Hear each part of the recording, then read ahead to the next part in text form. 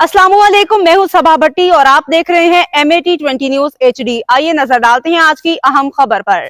खबर शामिल करते हैं जंड जिला अटक से। हमारे ब्यूरो चीफ तहसील जंड प्रोफेसर अब्दुल हमीद मजरू की रिपोर्ट के मुताबिक सीनियर सहाफ़ी कॉलम निगार अल्ताफ़ ताहिर ने कहा कि कायदे आज़म का फरमान है, हमारे लिए मशवरा है, कौम की तरक्की और बहबूद के लिए सहाफ़त एक अहम ज़रूरत है, क्योंकि सहाफ़त ही वो ज़रिया है जो ज़िंदगी के तमाम शोबों में सरगर्मियों को फ़रोग़ देता है और कौम की रहनुमाई करता है, राय आमा की तश्कील करता है। नीज़ सहाफ़त एक अजीम क़ुव्वत है, ये फ़ायदा भी पहुँचाती है और नुकसान भी।